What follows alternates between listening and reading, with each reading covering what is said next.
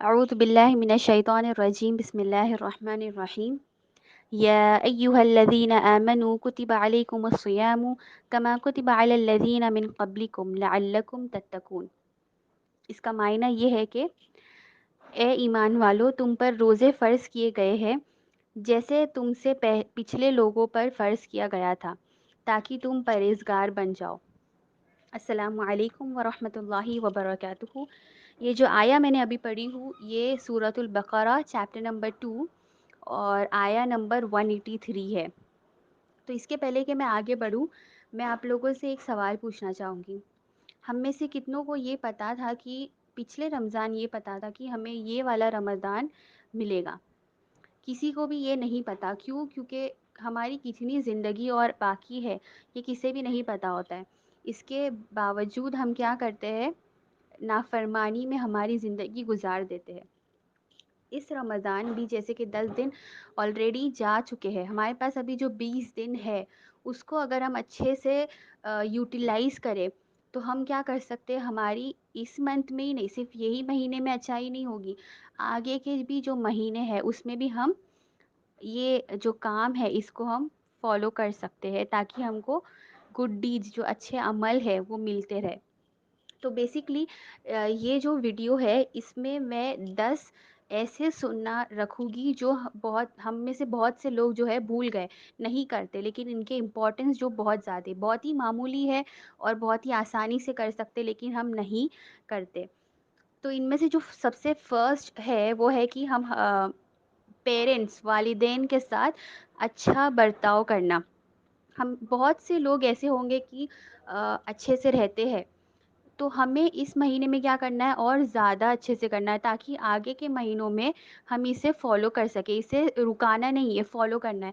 اور ہم میں سے بہت سے ایسے لوگ ہوں گے جو شاید ڈس اگریمنٹ، بات چیت نہیں، ابھی بند ہو گئی ہمارے والدین سے، ایسے بھی ہے۔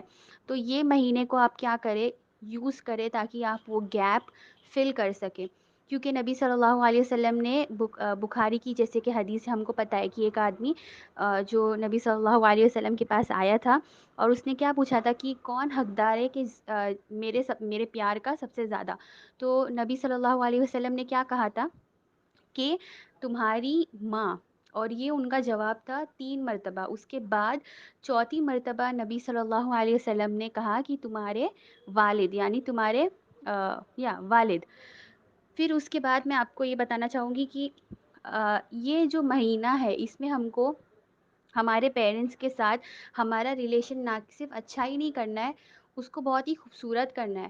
ہم کو بہت سی مرتبہ قرآن میں بھی ملتا ہے کہ سب سے اچھا جو کام ہے کہ تم تمہارے پیرنٹس کے ساتھ، والدین کے ساتھ اچھے سے رہو، ان کو اف تک نہ کرو، لیکن بہت ہی کم لوگ ہیں جو اس کو فالو کرتے۔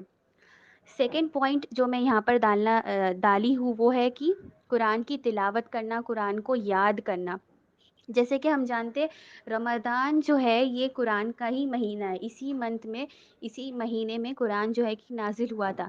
تو اگر ہم یہ مہینے کو ہی نہ استعمال کریں کہ ہم قرآن کے ساتھ ہمارا تعلقات جو ہے، جو ریلیشن شپ ہے اس کو اچھا کریں، تو پھر ہم کیا کریں؟ اس مہینے کی اینڈ میں پھر ہمیں وہ لاس محسوس ہوگا، ہم کیا پچھتائیں گے۔ کیا کرنا ہے ہم کو؟ ایک گول فکس کرنا ہے، ٹھیک ہے؟ ایک ٹارگٹ رکھنا ہے کہ بھلے سے ایک آیا یا 2 آیا، لیکن اس آیت کو میں سمجھوں، اس کو یاد کروں اور اس کو اپنی زندگی میں اپلائی بھی کروں۔ تھرڈ پوائنٹ جو میں ڈالی ہوں وہ ہے کہ ہماری جو نیت ہوتی ہے، انٹینشن ہوتی ہے، اس کو بار بار صحیح کرنا، اس کو رینیو کرنا۔ بخاری کی حدیث سے ہمیں کیا ملتا ہے کہ تمہارا ہر کام جو ہے تو وہ حدیث میں کیا ملتا ہے کہ آپ کا ہر جو عمل ہے اس کو نیت، آپ کی انٹینشن کے بیسس پر جج کیا جائے گا۔ حدیث میں یہ بھی آتا ہے کہ بخاری کی حدیث ہے کہ پروفیٹ صلی اللہ علیہ وسلم نے یہ فرمایا کہ اگر کوئی شخص روزے رکھتا ہے اور اس کا جو ریوارڈ ہے، اس کا جو اجر ہے وہ صرف اللہ سبحانہ و تعالیٰ سے طلب کرتا ہے، تو کیا ہوگا؟ اللہ سبحانہ و تعالیٰ اس کے پچھلے سارے گناہ معاف کر دیں گے۔ تو کتنا امپورٹنٹ ہے، کتنا زیادہ ضروری ہے کہ ہم ہماری نیت کو بار بار صحیح کرتے رہیں۔ بہت سی مرتبہ ہمیں یہ محسوس ہوتا ہے کہ ہم تو ریا نہیں کریں گے، ہم دکھاوا نہیں کریں گے، لیکن ہمیں پتہ بھی نہیں چلے گا اور ہمارے اندر وہ خود کے عمل کی پرائڈ آنا چالو ہو جائے گی. اس وجہ سے ہمیشہ ہماری نیت کو جو ہے ہم کو صحیح کرتے رہنا ہے. کیونکہ اور اسی مہینے میں کیونکہ ہم جب روزے رکھ رہے، روزہ ایک ایسا عمل ہے جو پچھلے سارے گناہ نہ کہ صرف معاف کر دے گا بلکہ بہت سارے اجر جو ہے آپ کے لیے لائے گا. تو اسی مہینے سے ہم کو سٹارٹ کرنا ہے کہ ہم ہماری نیت کو کیا کریں، بار بار صحیح کرتے رہیں. فورتھ پوائنٹ یہاں پر جو میں نے رکھی ہوں وہ ہے کہ دوسروں کے لیے دعا کرنا. جیسے کہ پتہ ہے ابو داؤد کی حدیث ہے کہ اگر ایک مسلمان جو ہے وہ دوسرے مسلمان یا اس کے بھائی کی غیر موجودگی میں اس کے لیے اگر دعا کرتا ہے تو جو فرشتہ ہے وہ اس کے لیے آمین بولتا ہے اور اس شخص کے لیے وہی دعا کرتا ہے. تو اگر آپ کسی کے لیے دعا کر رہے ہیں تو وہ ایسا ہے کہ آپ خود کے لیے بھی وہ دعا قبول، مطلب آپ کے لیے بھی وہ دعا ہو گئی، وہ بھی فرشتے نے کیا آپ کے لیے. تو کتنا ضروری ہے کہ ہم لوگوں کے لیے دعا کریں. اب یہاں پر جب ہم دعا کرتے تو ہم صرف وہی لوگوں کے لیے کرتے ہیں جو ہمیں پسند ہے، ٹھیک ہے، جن سے ہماری اچھی بات چیت ہے. نہیں، جس سے ہماری بات چیت نہیں ہے، بند ہو گئی ہے یا کچھ ہمارے جو تعلقات اچھے نہیں ہیں، ان لوگوں کے لیے بھی دعا کرنا چاہیے. اس سے کیا ہوگا، ہمارے دل میں ان کے لیے کوئی بھی برائی باقی نہیں رہے گی اور ہمارا جو دل ہے وہ سکون میں ہو جائے گا کیونکہ ہم کسی کے بارے میں برا نہیں سوچ رہے. اور اس سے کیا ہوگا، ہمارے تعلقات جو ہے ہم سب سے آگے، ہم پہلے بڑھیں گے کہ ہم تعلقات جو ہے صحیح کر لیں. اس کے بعد ففتھ پوائنٹ، یہاں پر پانچواں پوائنٹ ہے کہ لوگوں کو کھانا کھلانا. لوگوں کو کھانا کھلانا ایک ایسا عمل ہے جو اسلام میں بہت ہی زیادہ جس کو امپورٹنس دیا گیا ہے. نبی صلی اللہ علیہ وسلم کی حدیث ہے کہ ترمذی کی کہ اگر تم ایک روزے دار انسان کو کھانا دیتے ہو کہ مطلب تاکہ وہ روزہ کھول سکے تو آپ کے لیے بھی وہ سیم ریوارڈ ہوتا ہے کہ جیسے کہ آپ نے بھی روزہ رکھے. اس کے بعد اور ایک حدیث میں آتا ہے کہ ایک شخص نے نبی صلی اللہ علیہ وسلم سے پوچھا کہ کون سا عمل اسلام میں سب سے زیادہ اچھا ہے. تو نبی صلی اللہ علیہ وسلم نے فرمایا کہ لوگوں کو کھانا کھلانا، یہ نمبر 1 پہ تھا. اس کے بعد آتا ہے لوگوں کو سلام کرنا، جن کو تم جانتے ہو اور جن کو تم نہیں جانتے ہو، دونوں کو. یہ بخاری اور مسلم دونوں کی حدیث ہے. تو ہمیں اس سے پتہ چلتا ہے کہ لوگوں کو کھانا کھلانا کتنا ہی خوبصورت ایک سنہ ہے نبی صلی اللہ علیہ وسلم کی اور ایک عبادت بھی ہے اللہ سبحانہ و تعالیٰ کی. اس سے کیا ہوتا ہے، ہم ہمارے لیے ہمارے دل میں کیا ہوگا، ایک سکون ہوگا اور ہم خود پر ایک غرور نہ کریں، خود غرور نہیں کریں گے، ہم ہیوملٹی جو ہے ہمارے اندر آئے گی. سکس پوائنٹ جو ہے وہ ہے کہ ہم زیادہ سے زیادہ اللہ سبحانہ و تعالیٰ کا ذکر کریں. ابو دردہ رضی اللہ عنہ جو ہے ان کی حدیث ہے اور یہ حدیث جو ہے یہ اتنی امپورٹنٹ ہے کہ یہاں پر نبی صلی اللہ علیہ وسلم بولتے ہیں کہ میں کیا تم کو ایک عمل کے بارے میں بتاؤں، ایسے عمل کے بارے میں جو سب سے اچھا ہے اللہ کی نظر میں اور سب سے ہائیسٹ رینک پر ہے. مطلب یہ جو عمل ہے یہ باقی سب عمل سے سب سے زیادہ پسند ہے اللہ سبحانہ و تعالیٰ کو اور اس سے زیادہ اچھا ہے کہ تم کسی کو سونا اور چاندی صدقہ میں دو اور اس سے بھی زیادہ اچھا ہے کہ تم جہاد پر جاؤ. یہ سب چیز سے سب سے زیادہ اچھا کون سا تھا وہ عمل، وہ ہے اللہ سبحانہ و تعالیٰ کا ذکر. ابھی ہم کو پتہ چلتا ہے کہ ذکر اتنا امپورٹنٹ ہے. بہت سے ذکر ہوتے ہیں کہ ہم ڈیلی بیسس ہر روز اگر ہم کسی سے بات چیت بھی کر رہے تو ہم کر سکتے. دن میں کتنے مرتبہ نبی صلی اللہ علیہ وسلم 100 سے بھی زیادہ مرتبہ استغفر اللہ پڑھا کرتے تھے. تو ہمیں بھی پڑھنا چاہیے. صرف استغفر اللہ نہیں، الحمدللہ بولنا، کوئی چیز اچھی لگے تو سبحان اللہ، ماشاء اللہ بولنا، یہ سب بھی ذکر میں ہی آتا ہے. اور باقی بھی بہت سارے ذکر ہے جو ہمیں آن اے ڈیلی بیسس کرنا چاہیے. لیکن اگر ہم چھوٹے سے سٹارٹ کریں گے تو کیا ہوگا، ہم ایزیلی اس کو کنٹینیو کر سکتے ہیں. 7 پوائنٹ جو میں نے یہاں پر رکھی ہوں وہ ہے کہ قیام اللیل پڑھنا. قیام اللیل بولو یا تہجد بولو، یہ ایک ایسی نماز ہوتی ہے کہ اگر آپ کو اصل میں اللہ سبحانہ و تعالیٰ سے کنیکٹ کرنا ہے تو آپ ضرور یہ ٹائم پر اٹھیں گے. لیکن ہماری امت کا جو سینیریو ہے، جو کنڈیشن ہے وہ ایسا ہے کہ ہم جو ڈیلی 5 پریئرز ہوتی ہے، ٹھیک ہے، جو 5 فرض نماز ہے ہم وہی نہیں پڑھتے، وہی نہیں ادا کرتے. تو ہم قیام اللیل کو کیسے پڑھیں گے جبکہ ہم کو ہماری نیند کو قربان کر کے اٹھنا ہے؟ ایک چیز جو ہمیں ہمیشہ یاد رکھنا چاہیے کہ یہ وہ ٹائم ہوتا ہے جب اللہ سبحانہ و تعالیٰ پہلے آسمان پر آتے ہیں اور کیا کرتے ہیں، آواز لگاتے کہ کیا کوئی میرے بندے میں سے ہے جو چاہتا ہے کہ میں اسے معاف کروں، یا وہ چاہتا ہے کہ میں اسے کچھ دوں اور میں اس کو دوں گا. مطلب اگر آپ کا کوئی بھی آپ کو کوئی بھی چیز چاہیے، وہ آپ معافی مانگ سکتے ہیں، آپ رزق طلب کر سکتے ہیں، یا آپ کی کوئی اگر کچھ بھی ضرورت ہے تو اللہ سبحانہ تعالیٰ کیا بولتے ہیں کہ میں اس کو دوں گا، میں اس کو وہی ٹائم پہ گرانٹ کروں گا. تو یہ وہ ٹائم ہوتا ہے جو اتنا امپورٹنٹ ہوتا ہے، لیکن ہم کیا کرتے ہیں، اس کو سونے میں ہی گزار دیتے. اور یہ نبی صلی اللہ علیہ وسلم کی سنت ہے کہ وہ قیام اللیل پڑھا کرتے تھے. تو اگر ہم اسے صرف سنت کے طریقے سے بھی اگر صرف اسے سٹارٹ کرے پڑھنا، تو اس سے ہمیں پتہ چلے گا کہ یہ کتنا سکون دہ ہوتا ہے.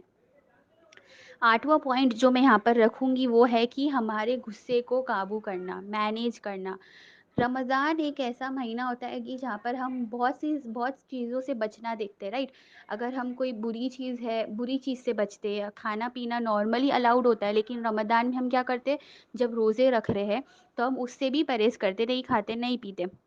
ویسے ہی ہم کو اسی مہینے سے سٹارٹ کرنا ہے کہ ہم ہمارے غصے کو بھی کنٹرول کریں، نہ کہ ایسا ہو کہ ہمارا غصہ ہم کو کنٹرول کرتا ہے. نہیں، نبی صلی اللہ علیہ وسلم کی یہ حدیث ہے کہ تم میں سے سب سے زیادہ طاقتور وہ انسان نہیں ہے جو کسی دوسرے کو لڑائی میں یا کشتی میں جو بولتے پٹک دے، لیکن وہ ہے جو اپنے غصے کو قابو کر لے. تو غصہ کرنا اتنا ناپسند ہے اسلام میں. دوسری بات یہ ہے کہ جب آپ کو کوئی ایک سچویشن میں ایسا ڈال دیتے ہیں کہ آپ کو وہ ٹائم پہ بہت ہی زیادہ غصہ آتا ہے، تو آپ کو خود کو یہ یاد دلانا ہے کہ اگر آپ روزے کی حالت میں ہے تو آپ خود کو یہ یاد دلانا ہے کہ روزہ آپ کیوں رکھ رہے ہیں. آپ اس لیے رکھ لیں تاکہ آپ ہر بری چیز سے پرہیز کر سکیں، آپ ہر بری چیز سے روک سکیں. تو غصہ ایک ایسی چیز ہے جو نہ کہ خود کو بلکہ سامنے والے کو بھی بہت زیادہ نقصان پہنچاتا ہے. تو ہمیں اس کو مینیج کرنا آنا چاہیے. 9th پوائنٹ جو ہے صدقہ دینا، چیریٹی دینا. اس کے لیے تو بہت ساری حدیث ہے کہ، اور ہم میں سے بہت سے لوگوں کو بہت سی حدیث پتہ بھی ہے، لیکن میں یہاں پر ایک حدیث ایسی ڈالوں گی کہ صدقہ دینا کیا ہوتا ہے.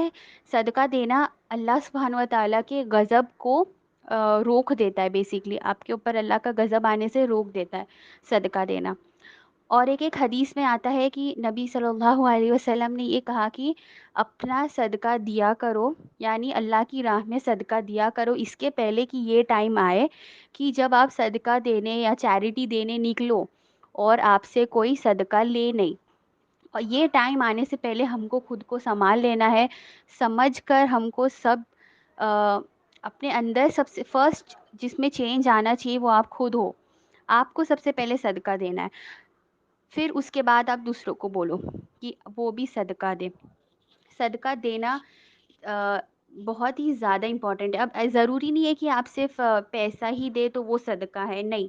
جیسے کہ ہم کو پتہ ہے اسمائل کرنا، مسکرانا کیا ہے، یہ بھی ایک صدقہ ہے. نبی صلی اللہ علیہ وسلم کی حدیث ہے، ترمذی میں رپورٹڈ ہے کہ اگر آپ اپنے بھائی کے لیے مطلب آپ اسمائل کرتے ہو تو وہ کیا ہے، وہ ایک فارم ہے صدقہ کا. اس میں آپ کے پیسے خرچ نہیں ہو رہے، لیکن آپ کا ریوارڈ جو ہے وہ ایکول ہو رہا ہے، رائٹ، کہ جیسے کہ آپ نے کسی کو صدقہ دی. اس کے بعد جو 10th پوائنٹ ہے، جو آخری پوائنٹ ہے، وہ ہے کہ معاف کرنا. یہ بھی نبی صلی اللہ علیہ وسلم کی سنت ہے جو آج کل ہم بہت ہی زیادہ بھول چکے ہیں. اگر بڑی چیز ہو چھوٹی چیز ہو ہم جلدی معاف نہیں کر پاتے. ایک حدیث میں یہاں پر رکھنا چاہوں گی جو بہت ہی زیادہ موٹیویٹنگ ہے. ابو ہریرہ رضی اللہ عنہ نے یہ حدیث نریٹ کیا ہے کہ اللہ سبحانہ و تعالیٰ میسنجر آف اللہ مطلب نبی صلی اللہ علیہ وسلم نے کہا کہ صدقہ تمہاری پراپرٹی یعنی تمہارے مال کو کم نہیں کرتا، اور اللہ سبحانہ و تعالیٰ کیا کرتے، اس شخص کی عزت کو خود بڑھاتے ہیں جس نے اللہ کے لیے اپنے آپ کو جھکا دیا. مطلب کسی کے سامنے سمجھو کہ آپ کا کسی کے ساتھ جھگڑا ہو گیا یا کچھ بھی، اور آپ کو پتہ ہے کہ آپ صحیح ہے، لیکن پھر بھی آپ نے کیا کیے، آپ نے اس معاملے کو جانے دیے، رفع دفع کر دیے اور سامنے والے کو معاف کر دیے. تو یہاں پر کیا ہوا، آپ نے خود کو جھکایا کس کے لیے؟ اللہ سبحانہ و تعالیٰ کے لیے. تو یہ جو بات ہے خود کو اللہ سبحانہ و تعالیٰ کے لیے جھکا دینا، تو اللہ کیا کرتے، اس شخص کی عزت اللہ سبحانہ و تعالیٰ بڑھاتے. اور میرے خیال سے یہ ایک ایسی چیز ہے جو ہر مسلمان کو چاہیے، رائٹ. اور ابھی جیسے اور یہ حدیث جو ہے مسلم میں رپورٹڈ ہے. اور ایک چیز ابھی جیسے کہ لیلۃ القدر آخری 10 دن آنے والے، تو اس میں ایک ریکمینڈڈ دعا جو ہم سب سے زیادہ پڑھتے ہیں وہ کون سی ہے؟ اللہم انک عفو تحب العفو فاعف عنی. اس کا معنی کیا ہوتا ہے کہ یا رب آپ سب سے زیادہ معاف کرنے والے ہیں اور آپ کو معاف کرنا پسند ہے، تو مجھے بھی معاف کر دیجیے. آپ سوچئے کہ آپ اللہ سبحانہ و تعالیٰ سے معافی کی طلب کر رہے اور کیا کر رہے، خود کسی کو معاف کرنے سے انکار کر رہے. یہ کیسا ہوگا کہ آپ چاہتے کہ آپ کو کوئی معاف کر دے پر آپ کسی کو معاف کرنے راضی ہی نہیں ہے. اسی سے میں اینڈ کرنا چاہوں گی کہ ہمیشہ ہم یہ سنتے کہ اگر اب نہیں تو کب. میں بولتی ہوں کہ اگر آپ ابھی نہیں کرو گے تو کبھی نہیں کرو گے. اگر آپ ابھی اسٹارٹ کرتے ہو تبھی آپ اس کو کنٹینیو کر پاؤ گے. رمضان بیسیکلی ایک ٹریننگ سیشن جیسا ہونا چاہیے ہمارے لیے کہ ہم اس مہینے میں ٹرین کریں خود کو، اور باقی کے 11 مہینے جو ہے اس میں ہم وہ چیز کو فالو کر سکیں، اسی کے حساب سے جی سکیں. اسی کے ساتھ میں اینڈ کروں گی اور اللہ سے دعا ہے کہ اللہ سبحانہ و تعالیٰ اس رمضان کے ذریعے ہم کو وہ ہماری جو اسپریچویلٹی ہے، ہمارا ایمان ہے، اس میں بڑھاوا کرے اور ہمارا جو تعلقات ہے نہ کہ صرف اللہ سبحانہ و تعالیٰ کے ساتھ بلکہ مخلوق کے ساتھ بھی، اس کے دونوں کے ساتھ اچھا کر دیں. اور یہ رمضان جو ہے ہمارے لیے ایک ٹرانسفارمیشنل رمضان ہو کہ ہم اس کے بعد اصل میں اچھائی کی طرف پلٹ جائے اور اصل میں بدلے، اچھے کے لیے بدلے انشاءاللہ. جزاک اللہ خیر. السلام علیکم ورحمۃ اللہ وبرکاتہ.